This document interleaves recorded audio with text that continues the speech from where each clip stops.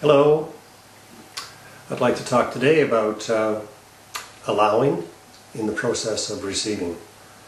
That's a kind of a complicated way of saying that when we attract things to ourselves, when we ask for things, when we want, when we desire things, sometimes the request is very specific, and that's, I'm told, good, and yet the first response to that request is not quite on the bullseye. I desire to have a red SUV, and it's to have certain attributes: leather seats, heated leather seats, a 6 CD stack changer, and I'd like the deluxe chrome package with all the trim. And oh, by the alloy wheels, yes, the alloy wheels as well. So great. So I've specified it in significant detail. I haven't said which year it would be or which model it would be, so there's some latitude there. And sure enough, I go for a walk 2 days later, and there's this SUV. It's got the heated leather seats, it's got the 6 CD changer, it's got the chrome package, it's got beautiful alloy wheels, and it's black. Darn. And the price is quite good. So because I wasn't looking for it before I generated the desire for the SUV, that SUV, which has been sitting there for weeks, I never saw it. Now that I've put in my energetic field the desire to have it, I now see it. That it's black instead of red, well, I guess I have an opportunity here to have my desire fulfilled very quickly if I can accept the other color. So how important is that color compared to the other attributes, compared to the speed with which the universe basically showed me this, or I guess I found it. The universe didn't manufacture the SUV, it had been sitting there for weeks. So sometimes, we have things that show up in a certain way, and we get cranky because they're not exactly the way we want. I once heard a sermon. There was a story about this gentleman who lived in a beautiful valley, very steep sides in the valley, very deep, and prone to flooding because of the just the geography of it. And sure enough, there was a very large rainstorm predicted, and the mayor got the school buses out, and they came door to door to help people evacuate. Came to this man's house, and he said, no. He says, no, I will be saved. I believe. I've been a good supporter of the Lord, and I've been promised. It says so right here. And he said, well, okay, we're not going to force you. And off they went.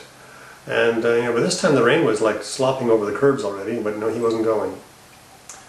Not much later, the water was up to the second story. This man was up in the second story, sloshing around up there. And a motorboat came. The fire department sent motorboats to collect up the last few people if they could. Came to this man's house, and he closed the window, closed the curtains, and ran to the other side of the house.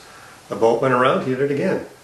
Well, there were other people who needed saving, and the water was rising, and this guy was continuing to sort of yell and become actually rather abusive to the rescuers, and telling them that no, I believe the Lord will save me, and this is what's going to happen. I cannot die, it's not possible. So off they went, they had work to do. And sure enough, we find our man standing on the top of his roof, hanging onto his chimney with the water up to his shoulders. And along comes a helicopter. Now the people in the helicopter had heard about this man, and they weren't about to have a big discussion with him. They just sent down the rescue person on the line with the basket, the whole rescue thing, and got down close to the man, and the man let go of the chimney and started to swim away. Sort of, yelling obscenities at the guy in the helicopter. Leave me alone. I will be saved. I will be saved. And while they tried to chase him around, but you can imagine the difficulty of doing that, and the man finally drowned. They couldn't catch him in time. So, as myth would say to us, he went to the pearly gates and met St. Peter. And actually, he was kind of pissed at him. He started, really coming on to him. What the heck is this? Why am I dead? I did all the right things. I did what it said in the book. I believed. And he started going on. And St. Peter said, whoa, hey. Okay, I can see that you're upset. And maybe the thing to do is let's go down the hall and I'll introduce you to the big guy, and you can get your answers right straight from God. And the man said, well, rightly so, rightly so. Rather indignant still, quite feisty.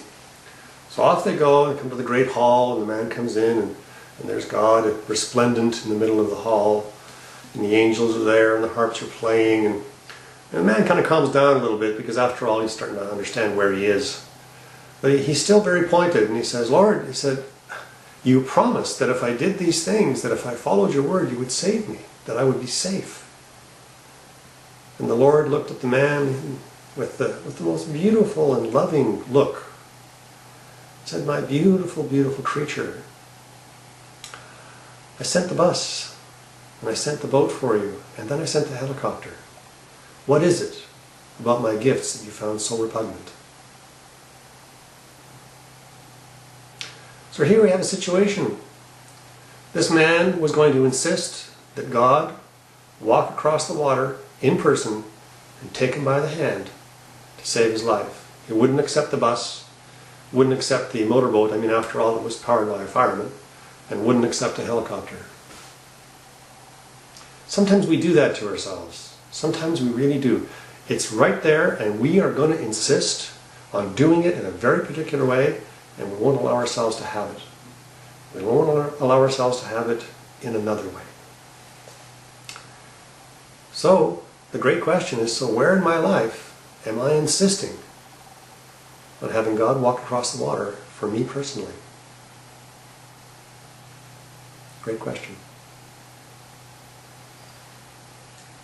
Thank you.